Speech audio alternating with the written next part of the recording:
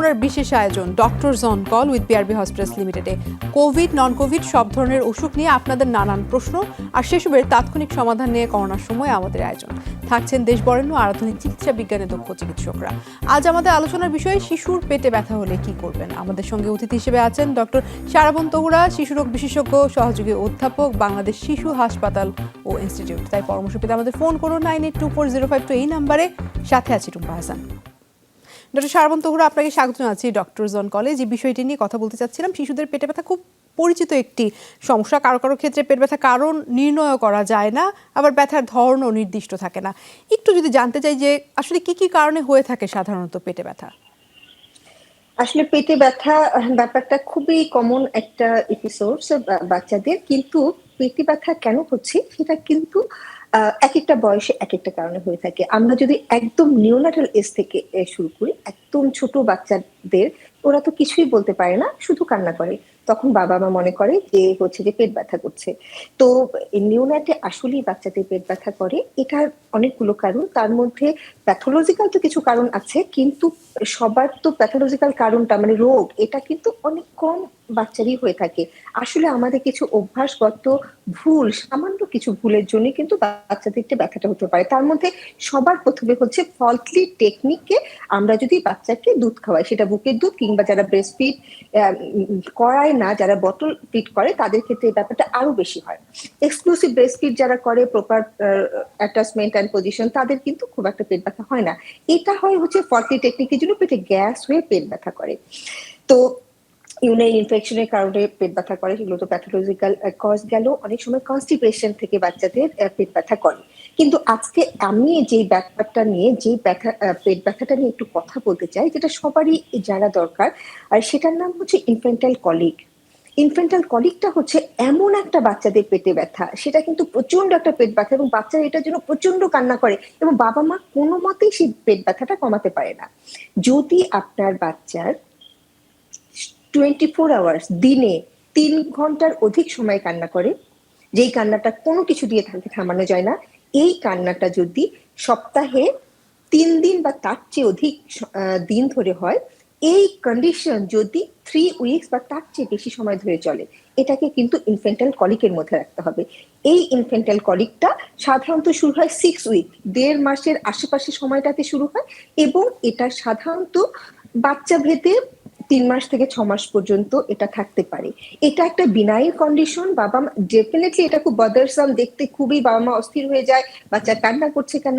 কিছু সামান্য কিছু নিয়ম কানুন মানলে বা অ্যাসুরেন্স আসলে বাবা মাকে দিতে হয়। এক্ষেত্রে ইনফ্যান্টাইল কলিকটা আসলে ওয়ার্ল্ড ওয়াইড, এটা গরিব বড়লোক বা কোন প্রকার ফিডিং এসবের উপর নির্ভর করে না, এটা ওয়ার্ল্ড ওয়াইড। এটার মানে হওয়ার হার হচ্ছে 10 থেকে 40% শিশুরই এই এক্সপিরিয়েন্সটা হয়। তো এই ব্যাপারটা বাবা মার অবশ্যই জানতে হবে। এছাড়া একটু বয়স হলে যেটা হয় যে বাচ্চাদের গ্যাসের প্রচন্ড পেটে গ্যাস হওয়া মানে ফল্টি টেকনিকের কারণে, সেটা ছোটবেলায়, আর বড় ও বেলায় একটু যে ফল্টলি ফুড হ্যাবিটের জন্য কিছু ফল্টি ফুড হ্যাবিটগুলো, সেগুলো নিয়ে একটু বিস্তারিত জানতে চাইবো, কারণ অ্যালার্জির সমস্যা আছে, এরকম ফুডগুলো থেকেও নিশ্চয়ই পেটে ব্যথা হতে পারে, সেগুলো একটু জানার চেষ্টা করবো। কিন্তু একজন দর্শক যুক্ত হয়ে গেছেন, তার কাছ থেকে প্রশ্নটি নিয়ে আসতে চাই। দর্শক কে বলছেন, কোথা থেকে বলছেন, নাম বলে প্রশ্নটি করুন। আসসালামু আলাইকুম। ওয়ালাইকুম সালাম, বলুন। আমি অ্যাডভোকেট দেবাশিস বলছিলাম। আমার বাবুর বয়স 50তম দিন আজকে। তো ওই গত 2-3 দিন যাবত খুব প্রচন্ড রকম কান্নাকাটি করতেছে। তবে বাবুর পায়খানা বা প্রস্রাবের কোনো সমস্যা খুব স্বাভাবিক আছে, মা দুটো খাচ্ছে, কিন্তু কান্নাকাটি মানে প্রচন্ড রকম। তো ওর মা খুব টেনশন করতেছে আর কি। কান্নাটা কি কোনো স্পেসিফিক টাইমে করছে? মানে এটা হচ্ছে কি, হঠাৎ করে মনে করেন যে কান্নাকাটি করছে অনেক রকম, প্লাস প্রায় 15-20 মিনিট একটা না এরকম। আচ্ছা ডক্টর শারাবন তহুরা, আপনার যদি কিছু জানার থাকে। আমি না একেবারেই মায়ের ভয়েসটা শুনতে পাচ্ছি না, আপনি যদি একটু আমাকে রিপিট করেন তাহলে ভালো হয়। ওনার বাচ্চার বয়স 50তম দিন আজকে চলছে, 2-3 দিন ধরে কান্নাকাটি করছে বাচ্চা, অন্য কোনো সমস্যা নেই, কিন্তু কান্নাকাটি করছে এবং টানা 20 থেকে 25 মিনিট পর্যন্ত কাঁদছে। আচ্ছা, তাহলে দেখেন, যেই কথাটা আমি কিছুক্ষণ আগে বললাম, ইনফ্যান্টাইল কলিক, যেটা আসলে 6 উইক, বাচ্চার বয়স 50 দিন, তার মানে কিন্তু ওনার প্রবাবলি ইনফ্যান্টাইল কলিকের জন্যই ব্যথাটা হচ্ছে, যেটা প্রথমে যেটা কান্না শুরু হয়, যেটা আমি বললাম যে এই সময় দেখতে হবে যে যদি খুব বেশি ফলটি টেকনিকের জন্য হয়ে থাকতো যে পেটে গ্যাস হচ্ছে, সেটা কিন্তু একদম প্রথম দিক থেকেই হয়ে যায়, যে ব্যথাটা আগে কখনোই ছিল না। 50 দিন বয়স থেকে বা 45 days অনওয়ার্ডস এটা হচ্ছে, এটা ইনফ্যান্টাইল কলিক। ইনফ্যান্টাইল কলিকের ক্ষেত্রে আপনি অবশ্যই প্রথম ব্যাপার আপনি খেয়াল করেন আপনি কিংবা আপনার পরিবারের কেউ সিগারেট স্মোকিং করে কিনা। ওয়ার্ল্ড ওয়াইড বাচ্চাদের ইনফ্যান্টাইল কলিক যদিও সেলফ লিমিটিং একটা এটার আর কজটা খুব আইডেন্টিফাই করা হয় না, কিন্তু দেখা গিয়েছে যে ফ্যামিলিতে বাবা মা বা কেউ স্মোকার থাকে তা সেই ফ্যামিলির বাচ্চাদের এই ইনফ্যান্টাইল কলিক হওয়ার পসিবিলিটি খুব বেড়ে যায়, এবং এই স্মোকটা ফ্রি এনভায়রনমেন্টে রাখলে কিন্তু এটা কমে যায়। যদি এরকম হয় কিনা সেটা আপনি দেখেন। আর এই বয়স থেকে হার্সপান ডিজিজ বলে একটা অসুখ থাকে বাচ্চাদের, যে পেটের নাড়িভুড়ির মধ্যে একটা প্রবলেম হয়ে যায়, এটাও কিন্তু এই বয়স থেকেই শুরু হয়। এই ধরনের কোনো প্রবলেম হচ্ছে কিনা, এটার সঙ্গে বাচ্চার খাওয়া দাওয়া ছেড়ে দিয়েছে কিনা, বমি হচ্ছে কিনা, জ্বর আসছে কিনা, বাচ্চা নেতিয়ে পড়ছে কিনা, যদি এমন হয় তাহলে আপনাকে ডক্টরের পরামর্শ নিতে হবে। আর যদি আপনার মনে হয় যে না, এতদিন পর্যন্ত আপনি বুকের দুধ খাওয়াচ্ছিলেন, হঠাৎ করে আপনি বাহিরের কোনো মিল্ক দেওয়া শুরু করেছে, তাহলে কিন্তু সেটাও একটা কারণ হতে পারে। আপনি নিজে এভাবে দেখেন যে নতুন কিছু আপনি ইন্ট্রোডিউস করেছেন কিনা যেটাতে বাচ্চার প্রবলেম হচ্ছে, তাহলে এটাকে সরিয়ে ফেলেন। আর যদি কোনো প্রবলেম না থাকে, জি, ওয়েট যদি গেইন করতে থাকে, আদারওয়াইজ অন্য সময় বাচ্চা ভালো থাকে, খাবার দাবার এবং প্রস্রাব করতেছে 6 থেকে 7 সেগুলো বার, খেয়াল রাখতে তাহলে হবে। ভয় পাওয়ার কিছু নাই। ধন্যবাদ আপনাকে। আমাদের সাথে আরেকজন দর্শক যুক্ত হয়েছেন, তার কাছ থেকে একটু প্রশ্নটি নিব। দর্শক কে বলছেন, কোথা থেকে বলছেন, নাম বলে প্রশ্নটি করুন। দর্শক আপনার নাম বলে প্রশ্নটি করুন। হ্যালো। হ্যাঁ বলুন, আমরা শুনছি। আমার নাম মুক্তা, আর আমার ছেলের বয়স 7 বছর। ও ঘুমের পরে অনেক ঘামে একদম শরীর ভিজে যায়। আচ্ছা ঠিক আছে, এই বিষয়ে আমরা গরমের দিন হোক বা শীতের দিন হোক। কতদিন থেকে হচ্ছে এরকম? এই 2-3 বছর। আপনার বাচ্চার ওজনটা কি আপনি বলতে পারবেন? বাচ্চার 14 কেজি। মুক্তা তিনি বলছিলেন তার বাচ্চার বয়স 7 বছর, ওজন 14 কেজি। যে সমস্যাটা হচ্ছে 2-3 বছর ধরে ঘুমের মধ্যে বাচ্চা ঘেমে যাচ্ছে, শীত বা গ্রীষ্ম সব সময় একই অবস্থা হচ্ছে, কেন হচ্ছে জানতে চাইছিলেন। আচ্ছা, প্রথমেই বলি 7 বছর বয়সে 14 কেজি হচ্ছে, বাচ্চাটা অবশ্যই আন্ডারওয়েট, মানে ওর ওজন কিন্তু বেশি বৃদ্ধি হচ্ছে না। 2 নম্বর হচ্ছে সে বলছে যে ঘুমের মধ্যে ঘেমে যাচ্ছে। এই ঘামটা আপনি যদি ভালো মতো জিজ্ঞেস করে দেখেন, ঘামটা বলবে যে গলা থেকে শুরু করে মাথা উপরটা ঘামছে। এটার একমাত্র কারণ হচ্ছে প্রবাবলি এই বাচ্চার এনলার্জ অ্যাডিনয়েড আছে। এনলার্জ অ্যাডিনয়েড মানে ফ্যামিলিতে যদি অ্যাজমা অ্যালার্জি থাকে, বাচ্চা যদি অ্যাটোপিক বা অ্যালার্জি থাকে, তখন তার নাকের পিছনে একটা গ্ল্যান্ড থাকে। এসব বাচ্চাদের কিন্তু হাইপারট্রফি ইনফেরিয়র টার্মিনেটও থাকে। তারা হয় কি, রাত্রিবেলা যখন শোয় তখন মানে মাথার মধ্যে অক্সিজেনটা বেশি যায় না।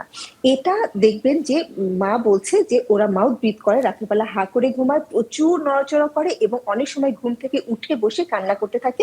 অনেকে ভাবে যে পেট ব্যথা করছে কিংবা হচ্ছে ও দুঃস্বপ্ন দেখেছে, আসলে কিন্তু এটা এনলার্জ অ্যাডিনয়েড এবং হাইপারট্রফি ইনফেরিয়র টার্মিনেটের জন্য আপনার নাক দিয়ে বাতাসটা যাচ্ছে না এবং মাথায় অক্সিজেন সার্কুলেশন পাচ্ছে না। যখন মাথায় অক্সিজেনের কমে যায় তখনই এই ঘামটা হয়। সেটা শীত গ্রীষ্ম মানে এই ঠান্ডা গরমের সঙ্গে কোনো সম্পর্ক নাই। এসব বাচ্চা ঘাম থেকে কিন্তু তাদের ওই কাশিটা আবার শুরু হয়। তাহলে অবশ্যই মনে হচ্ছে যে যেই মা ফোন দিয়েছিলেন তার বাচ্চার এনলার্জ অ্যাডিনয়েড আছে, অতি সত্বর একজন ডক্টরের পরামর্শ করে, এটা এক্সরে এর মাধ্যমে, এটা বাহির থেকে পরীক্ষা করে দেখা যায় না, এক্সরে করে এটা আইডেন্টিফাই করে এটা চিকিৎসা আছে, অ্যালার্জি কন্ট্রোলের মাধ্যমে এটা ঠিক করা যেতে পারে। ধন্যবাদ আপনাকে। আমরা শিশুর পেটে ব্যথার বিভিন্ন কারণ নিয়ে কথা বলছিলাম। আপনি একটা সময় বলছিলেন যে ফল্টি ফুড হ্যাবিটের জন্য যারা একটু বড় শিশু তাদের মধ্যেও কিন্তু গ্যাসের সমস্যা হতে পারে। একটু অ্যাডিশনাল আমি যেটা জানতে চাই, ল্যাকটোজেন ইনটলারেন্সের কথা আমরা প্রায় সময় শুনে থাকি, বাচ্চারা তো দুধ খাবেই, আসলে সেই ক্ষেত্রে বাবা মা কি করতে পারেন? আচ্ছা, ল্যাকটোজ ইনটলারেন্স হচ্ছে আমাদের দেশে অনেক বাচ্চারই হয়, কারণ তারা এটা ল্যাকটোজ ইনটলারেন্স একটা, আরেকটা হচ্ছে কাউস মিল্ক অ্যালার্জি। দুটোই কিন্তু হচ্ছে বাচ্চাদের খাওয়া রিলেটেড হচ্ছে পেট ব্যথার সঙ্গে যুক্ত। একটা ল্যাকটোজ ইনটলারেন্স সেটা কি, মায়ের বুকে দুধ খেলেও এই দুধটা তারা হজম করতে পারে না এবং পেটে ব্যথা হয়, এটা একদম ছোটবেলা থেকে এটা দেখা যাবে।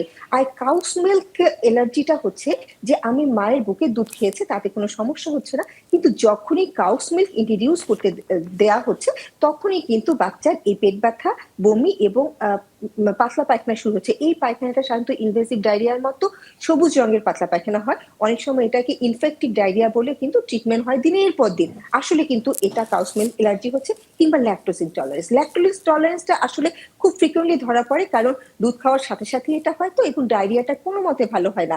সেক্ষেত্রে পরীক্ষা নিরীক্ষা করে সেক্ষেত্রে আমরা ল্যাকটোজ ফ্রি মিল্ক দিয়ে এটাকে চিকিৎসা করা যেতে পারে। আরেকটা যেটা ব্যাপার, একটু বড় বাচ্চা যাদের 2 বছরের অধিক বয়স হয়ে গেছে, কাউস মিল্কে প্রবলেম হচ্ছে, তাহলে দুধটাকে আমরা, বা ল্যাকটোজ ইনটলারেন্স আছে, দুধটাকে আমরা দই করি খাওয়াতে পারি। দুধ যদি দই হয়ে যায় তখন কিন্তু তার ল্যাকটোজ ইনটলারেন্সে বা কাউস মিল্ক অ্যালার্জিতে প্রবলেমটা হয় না। এদিকে কিন্তু একইভাবে মিল্ক প্রোটিনটা আমার বাচ্চার শরীরে গেল। এটাও যদি কেউ সহ্য জি। করতে না পারে, তাহলে প্রোটিন তো অন্যভাবেও পাওয়া যেতে পারে, যেমন চিকেন। চিকেন হচ্ছে বাচ্চাদের জন্য একটা প্রোটিনের খুব ভালো সোর্স। তারপর হচ্ছে ডাল, ডাল কিন্তু প্রোটিনের একটা সোর্স। তাহলে এগুলো দিয়ে কিন্তু আমরা তার প্রোটিনটা, মানে যখন আমরা ইনটলারেন্স ফুডটাকে থাকবে একটু তখন সেক্ষেত্রে অন্য একটা ফুড সোর্স যেটাতে প্রোটিন আছে সেখানে আমাদের চিন্তা একদম ভাবনা করতে হবে। আমাদের সাথে একজন দর্শক যুক্ত একদম হয়েছেন, তার কাছ থেকে একটু প্রশ্নটি নিয়ে আসতে চাই। দর্শক কে বলছেন, কোথা থেকে বলছেন, নাম বলে প্রশ্নটি করুন। আমি শফি সিরাজগঞ্জ থেকে বলছি। জি বলুন, বলুন আপনার সমস্যা। ম্যাডাম, আমার বাচ্চার বয়স 2.5 বছর। জি আমার শুনছি। বাচ্চা ওই খাওয়া দাওয়া অনীহা। আচ্ছা, খাওয়া দাওয়া অনীহা। কিন্তু আপনার বাচ্চার ওজন কত? ওজন খুবই কম, 9 কেজি। 9 কেজি, 2.5 বছর বয়স। আর কোনো সমস্যা কি আছে? সমস্যা বলতে 3-4 দিন হলো যাই খায়, ওই মায়ের বুকের দুধও খায়, কিন্তু ওই আপনার পায়খানা হয় 3-4 দিন 5 দিন পরে। আচ্ছা, তার মানে কনস্টিপেশনের সমস্যা আছে। যার বাচ্চার বয়স 2.5 বছর, ওজন 9 কেজি, খাওয়া দাওয়া অনীহা এবং বাথরুম ক্লিয়ার হয় 3 থেকে 4 দিন পর পর, এবং বাচ্চা এখনো ব্রেস্টফিড করছে, আপনি একটু জানতে চাইবো আপনার কি পরামর্শ থাকবে? আচ্ছা, প্রথমে হচ্ছে 2.5 বছর বয়সে 9 কেজিটা আসলেই বাচ্চার ওজন কম। 9 কেজি 1 বছর বা তার চেয়ে এই বয়সী পর্যন্তই থাকা উচিত। তো 2.5 বছরে ডেফিনেটলি এটা, তার মানে খাওয়া দাওয়াতে আসলেই কোথাও প্রবলেম হচ্ছে। তাহলে খাওয়া দাওয়ার প্রবলেমের মধ্যে প্রথমে আমরা আইডেন্টিফাই করতে পারি যে এখনো পর্যন্ত সে ব্রেস্টফিড করাচ্ছে। 2.5 বছর বয়সে আর ব্রেস্টফিড করার আর কোনো অপশন নাই। এখন তো বাড়িতে পারিবারিক খাবারই হচ্ছে যে খাবে। তো যেটা হচ্ছে আমার মনে হচ্ছে যে বাচ্চাদের যে একটা 2 ঘন্টা বা 3 ঘন্টা পর পর যে খাওয়ানোর যে একটা কথা, সেভাবে মেনটেন হচ্ছে না। সে যখনই বাচ্চাটা খিদা লাগছে, বারবার করে সে বুকের দুধ খাচ্ছে, অল্প একটু ক্ষুধা মেটে যাচ্ছে, তার পেট ভরে যাচ্ছে এবং সে কোনো খাবার নিতে চাচ্ছে না। সবার প্রথমে তো এখন ব্রেস্ট মিল্কটা, এখন তো এমনি বুকের দুধ এখন কমে যাওয়ার কথা, বাচ্চার রিকোয়ারমেন্ট ফুলফিল করার প্রশ্নই আসে না। এক্ষেত্রে খাবারের ব্যাপারে আমি সবসময় যেটা বলে থাকি যে বাচ্চা 2.5 বছর বয়স মানে তার কিন্তু সকল নিজস্ব একটা রুচি তৈরি হয়ে গেছে। আপনি আইডেন্টিফাই করেন আপনার বাচ্চা ঝাল না মিষ্টি কোন খাবার পছন্দ করে, এবং আমাদের একটা ধারণা হয় যে বাচ্চাদের জন্য আমরা অখাদ্য খাবার তৈরি করি, যে ঝাল মিষ্টি কিচ্ছু দেই না এবং তেল মশলা ছাড়া একটা এমন জিনিস তৈরি করে রাখি যে জিনিসটা আপনি যে জিনিস খেতে পারছেন না বা মজা হয়নি সেই খাবারটা বাচ্চাকে দিবেন না। আপনি যখন খেতে বসবেন তখন বাচ্চাকে আপনার সাথে নিয়ে বসার বয়স কিন্তু হয়ে গেছে, ওর বয়স 2.5 বছর। খাবার হচ্ছে 5 বারের বেশি খাবে না। একটা খাবারের সঙ্গে আরেকটা খাবারের ডিফারেন্স থাকবে হচ্ছে 3 থেকে 3.5 ঘন্টা। এখন বাচ্চার বয়স 2.5 বছর। আরেকটা যেটা ব্যাপার, সারা রাত ধরে সে যদি ব্রেস্ট ফিডিং করে তাহলে সে সারাদিন ধরে তার হচ্ছে ক্ষুধা থাকবে না। এটা আপনি বন্ধ করবেন। 3 বার খাবারের মধ্যে 3টা হ্যাভি মিল সকাল দুপুর রাত এবং 2টা স্ন্যাক্স আইটেম, একটা 11:30টার সময় 5:30টার সময়। এবং যেই খাবারগুলো খাওয়াবেন, যেহেতু আপনার বাচ্চা খেতে কম পরিমাণে চায়, এই জন্য যতটুকুই খাবে সেটা কমপ্লেক্স ফুড হবে। যেমন দুধ না খেয়ে দুধটাকে আপনি পুডিং বা পায়েস করে দিতে পারেন। পায়েস যখন রান্না করবেন এটার সঙ্গে ডিমের সাদা অংশটা মিশিয়ে দিবেন, তাহলে হবে কি, এতে একই সঙ্গে অল্প খাবার খেলেও প্রোটিন, কার্বোহাইড্রেট সবকিছু চলে যাচ্ছে। আপনার বাচ্চার যেহেতু হচ্ছে যে কনস্টিপেশন আছে, বুঝাই যাচ্ছে আপনার খাদ্য সিলেকশন সঠিক হচ্ছে না। আপনার খাবারে আঁশ জাতীয় খাবার আপনি যুক্ত করুন, যেমন শাক সবজি। প্রতিবেলার খাবারে একটা শাক 2টো সবজি থাকতেই হবে, পরিমাণ যতটুকুই হোক না কেন। এক্ষেত্রে আরেকটা ব্যাপার হচ্ছে পানি খাওয়া। 2.5 বছরের বাচ্চার অবশ্যই 1.5 লিটার পানি সে সারাদিনে অবশ্যই খেতে হবে। তো আপনি এভাবে এই মেনটেন জিনিসগুলো করুন। একটু খেয়াল রাখতে আপনি হবে। জি, একদম ধন্যবাদ আপনাকে। আমাদের সাথে আরেকজন দর্শক যুক্ত হয়ে গেছেন, তার কাছ থেকে একটু প্রশ্নটি নিয়ে আসতে চাই। দর্শক কে বলছেন, কোথা থেকে বলছেন, নাম বলে প্রশ্নটি করুন। মোমেন সিরাজগঞ্জ থেকে বলছি। জি বলুন। আমার বাবুর বয়স হচ্ছে 3 মাস, ফুল 3 মাস, আর 6 তারিখ 3 মাস, কিন্তু পেটে প্রচন্ড ব্যথা। আমি একটা বিশেষজ্ঞ ডাক্তারকে দেখাইছি, উনি ওষুধ দিছে আপনার হলো প্লাকল ড্রপ, ফ্লাকল, আচ্ছা মতিঘাট, আচ্ছা আর ড্রপ আপনার গ্লিসারিন সাপোজিটরি ছিল 1.15 এর যে সাপোজিটরি, আচ্ছা ওটা দিলে পায়খানা হচ্ছে না। এখন দেখা যাচ্ছে আর একটা ট্যাবলেট দিচ্ছিল আপনি হলো বারবিট 30 mg। আচ্ছা। এটার পরেও দেখা যায় তো কয়দিন থেকে হচ্ছে এই সমস্যাটা একটু বলবেন? হ্যাঁ, কতদিন হচ্ছে এই সমস্যাটা? এই সমস্যাটা তো হচ্ছে আপনার হলো 1.5 মাস বয়স থেকে, 45 দিন 47 দিন বয়স আচ্ছা থেকে। আচ্ছা ঠিক আছে। বুকের দুধ খাচ্ছে বাচ্চা? বা বুকের দুধ স্বাভাবিকভাবে খাচ্ছে, কত সময় দেখো মায়ের বুকের দুধ হয় না, দেখা যায় যে বায়োমিল এরকম কিছু বাইরের খাওয়ানো হয়। দুধও দিতে হচ্ছে। আচ্ছা ঠিক আছে, আপনি শুনতে থাকুন, আমরা ফিরছি ডক্টর শারবন তহুরা। একদম শেষ পর্যায়ে চলে এসেছি, একটু সংক্ষেপে জানতে চাইবো আপনার কাছে পরামর্শ। কিন্তু আমি একদম মায়ের কমপ্লেন একটু শুনতে পারিনি। আপনি 3 যদি মাস আবার একটু বয়স, বলেন। বাচ্চার পেটে সমস্যা, পেটে ব্যথা আছে, তো ডাক্তার ফ্লাকল দিয়েছে, মটিগার্ড দিয়েছে, সাপোজিটরি দিয়েছে, কিন্তু বাথরুম ক্লিয়ার হচ্ছে না। বাচ্চা 1.5 মাস থেকে এই ধরনের সমস্যাটা হচ্ছে এবং বাচ্চা বুকের দুধের পাশাপাশি বাইরের দুধও খাচ্ছে। আচ্ছা, যদি মিক্স ফিডিং হয়, মিক্স ফিডিং মানে হচ্ছে যে বুকের দুধও খায় বাহিরের দুধও খায়, তাদের ক্ষেত্রে কনস্টিপেশনটা খুব কমন। সেক্ষেত্রে 3 মাস বয়সের বাচ্চাকে আপনি শুধুমাত্র ব্রেস্ট ফিড করালে 180 দিন পর্যন্ত যারা শুধুমাত্র বুকের দুধ খায় তাদের কিন্তু এই সমস্যাগুলো হয় না। যেহেতু ফ্লাকল দিয়েছে তার মানে হয়তো বা পেটে মানে ব্লোটিং হচ্ছে বা গ্যাস ফর্ম হচ্ছে। যদি গ্যাস ফর্ম হয়ে থাকে তাহলে আপনার ফল্টি টেকনিক হতে পারে। যদি ব্রেস্ট ফিডিং করার সময় প্রপার পজিশন এবং অ্যাটাচমেন্টটা দেখে নেবেন, যেন পুরা অ্যারিওলাটা সে মুখের ভিতর দেয় এবং সেটাই চুষে সে খায়, না হলে ভিতরে গ্যাস ঢুকবে। আর ফিডার আপনি যখন খাওয়াচ্ছেন আপনি খেয়াল করুন, ফিডারটা উল্টা করে ধরুন এবং আপনি দেখেন যে পুরা উল্টা করে ধরার সাথে সাথে মিল্কটা পড়ছে কিনা। যদি এভাবে পড়ে তাহলে আপনার নিপেলটা চেঞ্জ করতে হবে। নিপেলটা চেঞ্জ না করলে আপনি হবে এখানে প্রচুর গ্যাস ঢুকে যাবে, কারণ আপনি অর্ধেক নিপেলের অর্ধেক দুধ ঢুকাচ্ছেন। তো সেভাবে অবশ্যই বাচ্চাকে শুয়ে খাওয়ানো যাবে না। যদি শুয়ে খাওয়া তাহলে পেটের ভিতরে গ্যাসটা এন্ট্রাপ্ট হয়ে যাবে এবং উঠে বসার সাথে সাথে বমি হবে এবং বাচ্চা ডিসকমফোর্ট হবে। একটা বলে যেটা যে বাচ্চা প্রচন্ড ডিসকমফোর্ট হয় পেটের মধ্যে।